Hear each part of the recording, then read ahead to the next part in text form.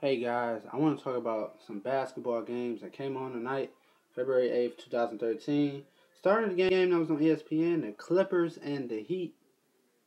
And I just love how LeBron James just facilitated. And I'm telling you, LeBron James, he gets it done. 30 points. He don't have to do anything, go to the hole, but he was shooting the ball. They stopped Lob City. DeAndre Jordan led the Clippers with 17 points. I can't believe it. He doesn't even average 17 points a game. But I love the Clippers, but the Heat, there was 15-27 from downtown. You not beating the Heat if they're making that many threes. You seen it in last year's finals against Thunder. Lakers and Bobcats, Kobe Bryant took over the second half. I thought the Lakers was going to lose. Dwight Howard in that shoulder, and he looks like he's in pain. But you know what? The Bobcats, worst team in the league. I'm sorry. That is just a horrible record. I can't believe you cannot play you cannot lose to the Bobcats. That's just enough said. They won 11 games. Knicks and T-Wolves. The Knicks were scaring me too. Carmelo Anthony had 36, and he was just dominating in the fourth quarter. A lot of superstars taking over the fourth quarter.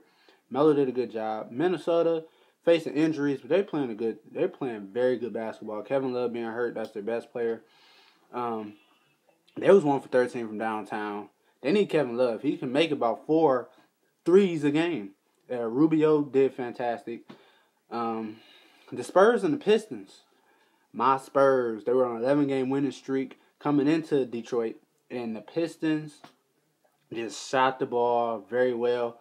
I love how the Pistons just shoot the ball, shoot their way to victory, but the Spurs still had 7 turnovers, still play like they could be champions this year. They still have the best record in the league. The Raptors and Pacers, the best game that came on tonight. Rudy Gay hit the game-winning shot. But how about the shot to send it into overtime from Amir Johnson out of all people? All he did was grab the ball. Let me tell you the story. David West had to inbound the ball. He throws it up. And Rudy Gay miraculously comes out of nowhere, steals the ball, gives it to Amir Johnson. Why is Amir Johnson pushing the ball? I don't know, but he did it, and he went for a floater, didn't make it, grabbed his own rebound, put it up, the ball's out of his hands in 1/10 of a second, overtime. Then overtime period, it was a turnover late in the game by George Hill. He let it go. He put his head down in shame, but you know what? Keep your head up, boy. And let me tell you something. Rudy Gay needs to take the last shot every time. He did it in Memphis before they traded him, and he's doing it here, there in Toronto. The Suns and the Thunder, no need to talk about that game because the Thunder, they're just blowing people out, and Kevin Durant only had 21, and the team scored 127 points. That's just a whole team working together. Cephalosha had a season high of 18 points. Very good game. The Warriors and the Grizzlies. This should have been the Warriors' game, but you know what? The addition of Tayshaun and Austin Daye. Tayshaun had an off night, but Austin Daye was shooting the lights out. Guy from Gonzaga, and that's what they're known for, shooting the ball. Marc Gasol was huge too in the fourth quarter. Down the stretch, they have what it takes to really win these close games, and it's all about their bench players, including Austin Daye. Jared Bayless, who was starting, but he comes off the bench, but they started him, or they had Tony Allen in, whatever fits the Grizzlies' game plan. The Blazers and Rockets, James Harden.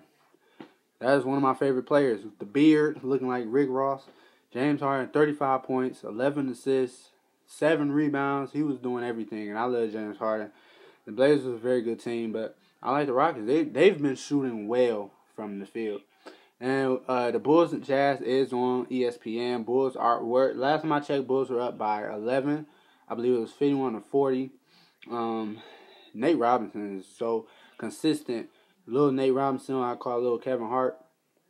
He is very fascinating. Look forward to seeing the Bulls and the Jazz second half. Tune in to ESPN right now. And more news will be coming very soon.